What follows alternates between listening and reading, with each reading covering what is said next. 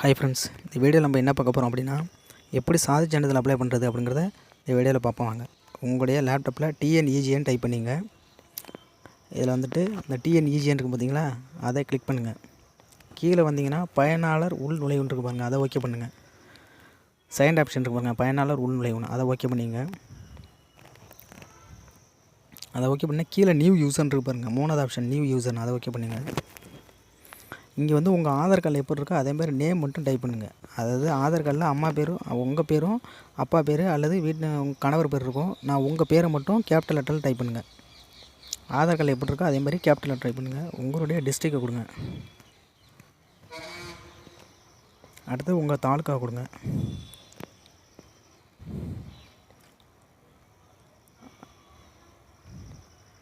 அப்போ ரைட் சைடில் உங்கள் மொபைல் நம்பர் கொடுங்க. அடுத்தது உங்களுடைய மெயில் ஐடி நம்பரை கொடுங்க. மெயில் ஐடி என்ன யூஸ் பண்ணுறீங்களோ அந்த மெயில் ஐடி கொடுங்க. அடுத்தது உங்கள் ஆதார் கார்டில் ஆதார் நம்பர் இருக்குங்களா, அந்த ஆதார் நம்பரை கொடுங்க.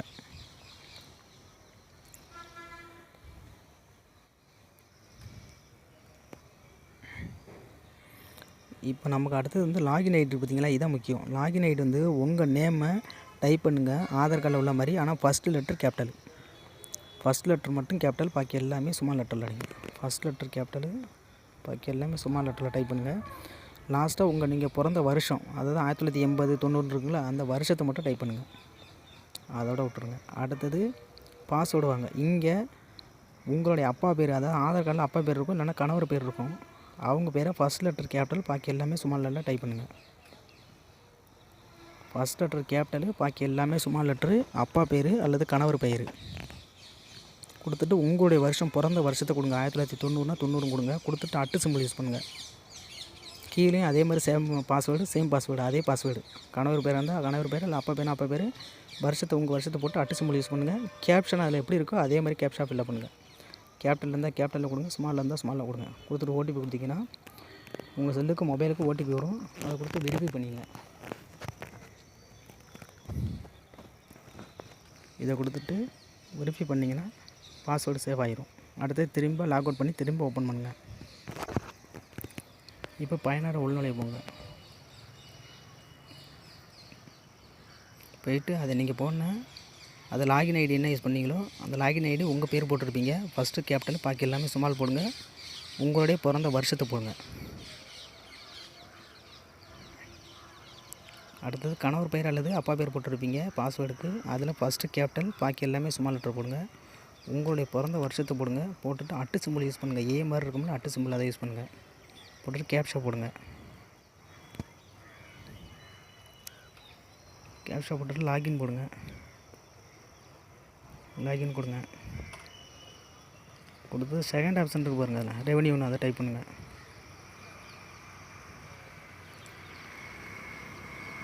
ரெவன்யூ டைப் பண்ணிட்டீங்கன்னா இங்கே வந்து கம்யூனிட்டி சர்டிஃபிகேட்னு இருக்கு பாருங்கள், செகண்ட் ஆப்ஷனில் கம்யூனிட்டி COMM இருக்குங்களா, கம்யூனிட்டி அதை ஓகே கொடுங்க.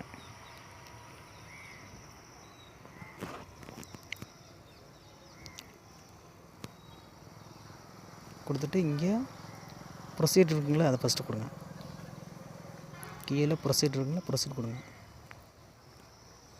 இதில் உங்கள் ஆதார் டீட்டெயில் எப்படி இருக்கோ அதை அப்படியே ஃபில்அப் பண்ணுங்கள். இங்கே வந்தீங்கன்னா அந்த ரெஜிஸ்டர் கேன் இருக்குங்களா, அதை ஓகே பண்ணுங்கள். உங்கள் ஆதார் நம்பரை டைப் பண்ணுங்கள். அதில்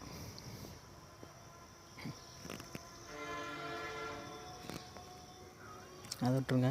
கீழே அடுத்தது அப்ளையன் இருக்குங்களா, அதை ஓகே பண்ணி திருமதியான்னு பார்த்துங்க. மேரேஜ் ஆகிட்டுனா திருமதியும் கொடுத்துங்க. இல்லை சின்ன பசங்களாக இருந்தாங்கன்னா செல்வி அல்லது செல்வன் கொடுத்துங்க. யாருக்கு அப்ளை பண்ணவங்களோ அவங்க வந்து திருமதியா அல்லது செல்வியா செல்வனான்னு பார்த்து அதை கொடுத்துங்க.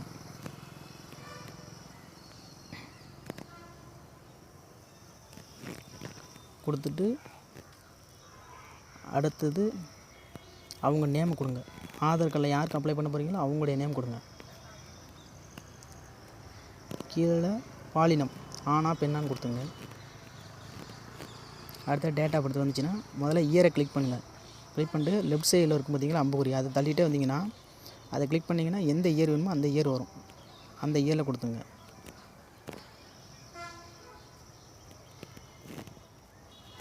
அடுத்து மந்த் எந்த மந்தோ அந்த மந்த்து கொடுத்துங்க. கொடுத்துட்டு ஓகே கொடுங்க.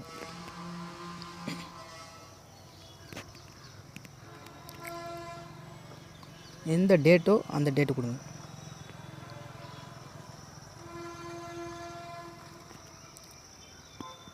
அடுத்தது அப்பா பேர் கொடுங்க. ஃபாதர் நேம்னா ஃபாதர் நேம் கொடுங்க, இல்லை கணவர் பேர் கொடுங்க. ஃபாதர் நேம் என்னமோ அதை கீழே ஃபில்லப் பண்ணுங்கள். ஆதார் கார்டில் எப்படி இருக்கோ அதேமாதிரி ஃபில்லப் பண்ணுங்கள். கணவர் பேர் இருந்தால் கணவர் பேர், இல்லை அப்பா பேர் இருந்தால் அப்பா பேர் ஃபில்லப் பண்ணிங்க. அடுத்தது அம்மா பேர் ஃபில்லப் பண்ணுங்கள். ரைட் சைடு போகாதீங்க, ஃபஸ்ட்டு லெஃப்ட் சைடே ஃபில்லப் பண்ணிட்டு வாங்க. மதம் கொடுங்க. அடுத்தது சப்கேஸ்ட் கொடுங்க. எஸ்சியா பிசியான்னு கொடுங்க. கல்வி தகுதி இருந்தால் கொடுக்கலாம், இல்லைன்னா வேண்டியதில்லை. இப்போ ரைட் சைடு போங்க.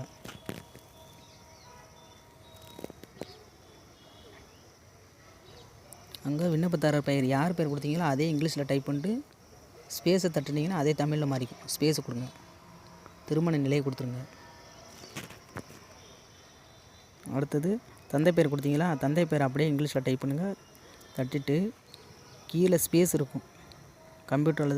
கம்ப்யூட்டரில் ஸ்பேஸ் பட்டன் இருக்கும், அதை தட்டிங்கன்னா ஆட்டோமேட்டிக்காக தமிழில் மாறிக்கும். அடுத்தது அம்மா பேர் கொடுங்க.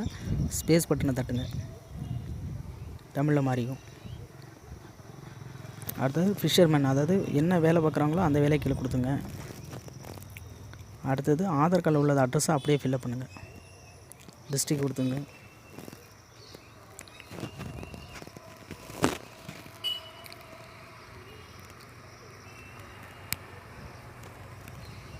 அடுத்தது தாலுக்கா கொடுத்துங்க.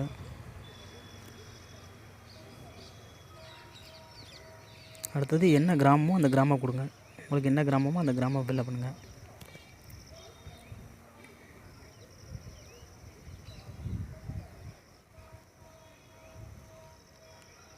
அடுத்தது உங்களுக்கு என்ன பிளாக்கு, என்ன ஒன்றியமோ அந்த ஒன்றியம் கொடுத்துருப்பாங்க, அந்த ஒன்றியத்தை ஃபில்லப் பண்ணிங்க. இப்போ மிடில் ஸ்ட்ரீட் இருக்குன்னா மிடில் ஸ்ட்ரீட்டு அல்லது நடுத்தரு என்ன உங்களுக்கு அந்த ஸ்ட்ரீட்டு தெருவோ அந்த தெருவை டைப் பண்ணிங்க. கீழே அஞ்சல் குறியீடு என்ன ஃபில்லப் பண்ணிங்க. அப்படியே ரைட் சைடு வந்தீங்கன்னா கீழே இருக்க பாருங்கள், மேலே உள்ளதை விட்டுருங்க. கீழே இருக்க பாருங்கள், கீழே வந்து அந்த தெரு பேர் இருக்குங்களா அதே இங்கிலீஷில் என்ன டைப் பண்ணிங்களோ அதே இங்கே டைப் பண்ணிட்டு ஸ்பேஸ் பட்டனை தட்டுங்க.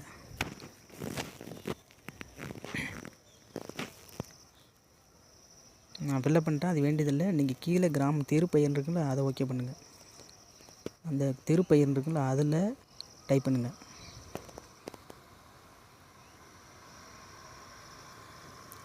கீழே உள்ள திருப்பெயர் இருக்கு பாருங்க, அந்த திருப்பெயர் இருக்கு பாருங்கள், இதை ஃபில்லப் பண்ணுங்கள். கொடுத்துட்டு ஸ்பேஸ் பட்டனை கொடுத்தீங்கன்னா ஆட்டோமேட்டிக்காக தமிழில் மாறிக்கும்.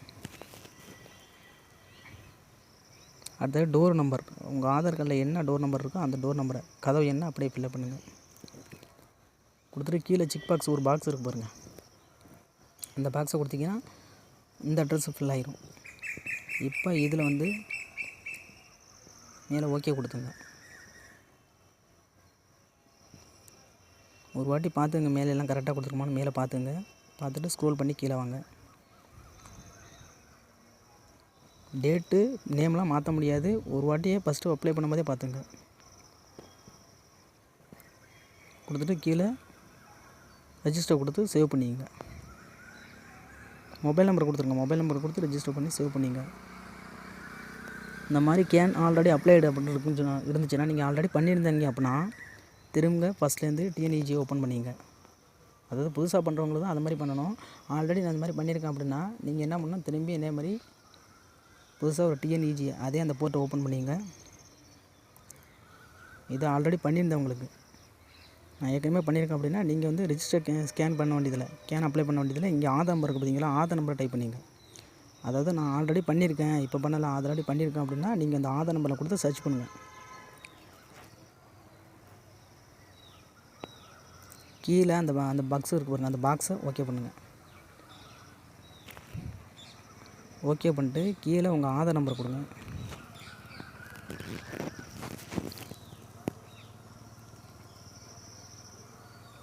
கீழே டேட்டா பர்த்தை ஃபில்லப் பண்ணுங்கள். இது ஆல்ரெடி நான் பண்ணியிருக்கேன் அப்படின்னா உங்கள் ஃபோன் நம்பர் அதிலே இருக்கும், அந்த நம்பர் தான் வச்சுருக்கணும் கையில். வேறு நம்பரை மாற்றி கொடுக்க முடியாது. மாற்றி கேட்டால் மாற்றி கொடுக்கலாம், மாற்றி கீழே அப்ளை பண்ணும்போது தெரியும் அது மாற்றி கேட்குதா இல்லையான்னு. கொடுத்துட்டு ஓகே கொடுங்க. இப்போ ஓடிபி வரும். ஆல்ரெடி மேலே இருக்குது பாருங்கள், உங்கள் மொபைல் நம்பர் கொடுத்தா லாஸ்ட்டு 3 டிஜிட் இருக்குது பாருங்கள், அதை வச்சு கண்டுபிடிச்சலாம் எந்த நம்பர் கொடுத்துருங்கன்னு. அந்த நம்பரை வச்சுங்க, அந்த நம்பருக்கு ஓடிபி வரும்.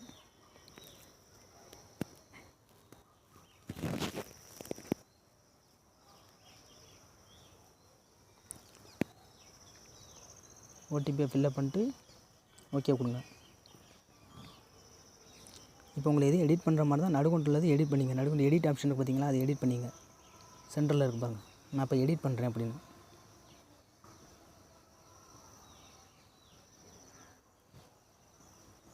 எடிட் ஆப்ஷன் போய்ட்டு அங்கே எப்படி எடிட் பண்ணுறேன்னு காமிக்கிறோமாங்க.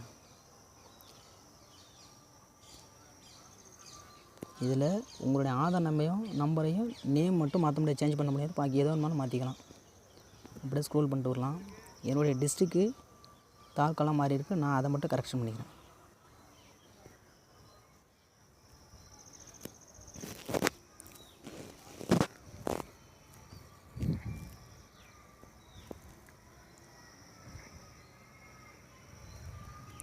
உங்களுடைய நேமும் ஆதார் நம்பரும் அதை மட்டும் மாற்ற முடியாது, பாக்கி ஏதோ ஒன்று நீங்கள் கரெக்ஷன் பண்ணிக்கலாம். நான் என்னுடைய டிஸ்ட்ரிக்கும் என்னுடைய தாலுக்கா மாறி இருக்குது, அதுதான் இப்போ கரெக்ஷன் பண்ணுறேன். அப்படியே கீழே உள்ள பாக்ஸை ஓகே பண்ணிங்க. கீழே ஓடிபி கொடுங்க. எந்த மொபைல் நம்பர் கொடுத்துருக்கீங்களோ அந்த மொபைல் நம்பருக்கு ஓடிபிவும் அதை ஃபில்லப் பண்ணுங்கள். கீழே ஒரு பாக்ஸ் காமிக்கும் பாருங்கள், அப்டேட் இருக்குங்களா, அதை கொடுங்க. இப்போ உங்களுக்கு கீழே வந்து ஆல்ரெடி 5 நம்பருக்கு கொடுத்துருக்கு, கேன் நம்பருக்கு இந்த மொபைல் நம்பர் யூஸ் பண்ணியிருக்குன்னு அப்படின்னு வந்தால் நீங்கள் மேலே உள்ள மொபைல் நம்பரை இப்போ சேஞ்ச் பண்ணிக்கலாம். மேலே மொபைல் நம்பருக்கு பாருங்கள், ஆல்ரெடி இது மாதிரிக்கே 5 கேன், அதாவது 5 கேன் நம்பருக்கு நீங்கள் மொபைல் நம்பர் யூஸ் பண்ணியிருக்கீங்க அது மாதிரி கீழே ரெட் லைன் வந்துருக்கு பாருங்கள். அது மாதிரி வந்தால் நீங்கள் மேலே அந்த இருக்க ஃபோன் நம்பரை சேஞ்ச் பண்ணிக்கலாம். அந்த நம்பரை மாற்றிட்டு வேறு நம்பர் நீங்கள் கொடுத்துக்கலாம். கீழே அது மாதிரி வந்திருக்கணும். வந்தால் மட்டும் அந்த மாதிரி நம்பரை கொடுத்து ஒரு 2 ஓடிபி கொடுங்க. இப்போ ஓடிபி வரும், அந்த ஓடிபியை ஃபில்லப் பண்ணுங்கள்.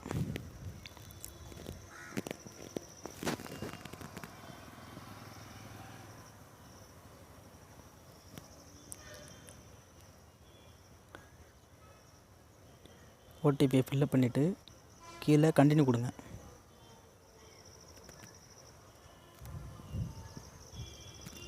இப்போ அப்டேட் கொடுங்க. இப்போ மேலே இருக்குங்கன்னா ப்ரொசீட் கொடுங்க.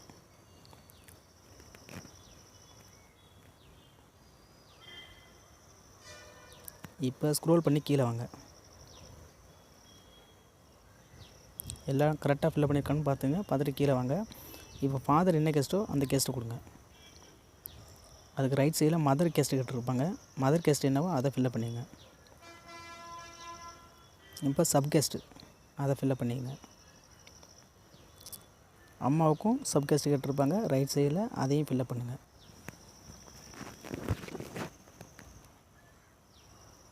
கீழே மேலே என்ன கேஸ்ட்டு கொடுத்தீங்களோ அதே கேஸ்ட் தான் கீழே இருக்கும், அதை அப்படியே ஓகே பண்ணிங்க.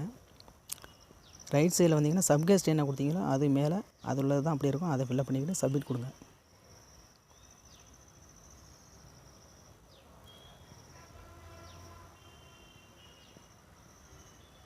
இப்போ டாக்குமெண்ட் அப்லோடு செலக்ட் பண்ணிங்க. அதாவது லாக் அவுட் ஆகிட்டு அப்படின்னா ஒன்றும் பயப்பட வேண்டியதில்லை. திரும்பி உங்களுக்கு டிஎன்இஜி ஓப்பன் பண்ணிட்டு அதே திரும்ப வந்து கம்யூனிட்டி சர்டிஃபிகேட் ஓப்பன் பண்ணிங்கன்னா உங்களுக்கு சேவ்டு அப்ளிகேஷன் இருக்கும். ஃபஸ்ட்டில் இருக்கு பாருங்கள், சேவ்டு அப்ளிகேஷன் இங்கே இருக்கும். லாக் அவுட் ஆயிரும், அதாவது டைம் ரொம்ப எடுத்துக்கிட்டோன்னா லாக் அவுட் ஆயிரும். இப்போ நீங்கள் எந்த அப்ளை பண்ணிங்கன்னா அதில் சேவ்டு அப்ளிகேஷன் இருக்கும், அதை ஓகே பண்ணிங்க. ஓகே பண்ணிக்கிட்டு டாக்குமெண்ட் அப்லோட் பண்ணுங்கள்.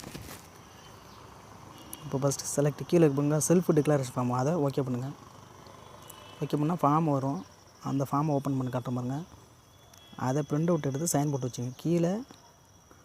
கீழே சைன் போட்டு வச்சுங்க. மனுதாரர் கையை பண்ணுறீங்களா, அதில் கீழே சைன் போட்டு வச்சுங்க. இந்த இருக்கும் பாருங்க, இது மாதிரி சைன் போட்டு வச்சுங்க.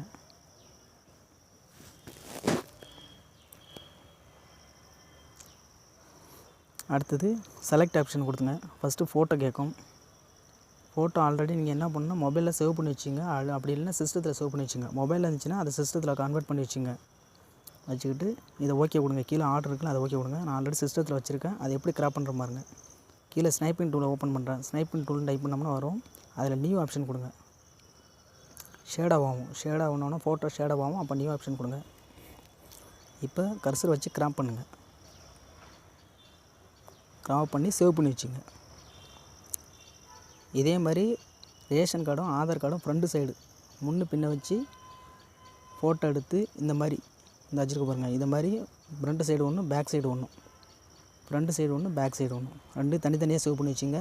ஃபோட்டோ ஆப்ஷனில் ஃபோட்டோ கொடுத்துங்க. அட்ரஸ் ப்ரூஃபில் ஃபஸ்ட்டு அட்ரஸ் ப்ரூஃபில் ஒன்று கொடுங்க. ரெண்டாவது அட்ரஸ் ப்ரூஃபில் back side ration card Aadhaar கார்டோட பேக் சைடு ஒன்று கொடுங்க. ஃபஸ்ட்டு ஃபோட்டோ கொடுங்க. அடுத்தது வந்து சேவ் பண்ணி வச்சுங்க. அப்லோடு கொடுத்துங்க. ஃபோட்டோ கொடுத்து அப்லோடு பண்ணிடுங்க. அடுத்தது ரெண்டாவது வந்து அட்ரஸ் ப்ரூஃப் கேட்கும். அதில் வந்து ரேஷன் கார்டு ஆதார் கார்டு கொடுங்க. அடுத்தது அப்லோடு பண்ணிடுங்க. அடுத்தது மூணாவது வந்து ரேஷன் கார்டு ஆதார் கார்டில் பேக் சைடு கொடுங்க. அடுத்த அட்ரஸ் ப்ரூஃபில். அடுத்தது கம்யூனிட்டி சர்டிஃபிகேட்டுக்கு உங்களுக்கு உங்கள் டிசி அல்லது பசங்க வீட்டில் படிக்கிறாங்களா பசங்க அவங்களுடைய கம்யூனிட்டி சர்டிஃபிகேட் கொடுத்துக்கலாம். கொடுத்து அப்லோட் பண்ணி வச்சுங்க. லாஸ்ட்டாக டிக்ளரேஷன் ஃபார்மும் ஃபைனலாக கொடுத்து பண்ணிங்க. அடுத்த பேமெண்ட் பேஜுக்கு வந்தீங்கன்னா இங்கே அப்லோடில் செக் பாக்ஸ் இருப்பாங்க, அதை ஓகே பண்ணிங்க. ஓகே பண்ணிவிட்டு கீழே கியூஆர் இருக்குங்களா, கியூஆருக்கு நேராக கீழே யூபிஐ ஓப்பன் பண்ணிங்க. இதை செலக்ட் பண்ணுங்கள். உங்கள் மொபைல் மூலியமாகவே நீங்கள் ஸ்கேன் பண்ணி பேமெண்ட் கட்டினே அது மாதிரி வரும். அவ்வளோதான்.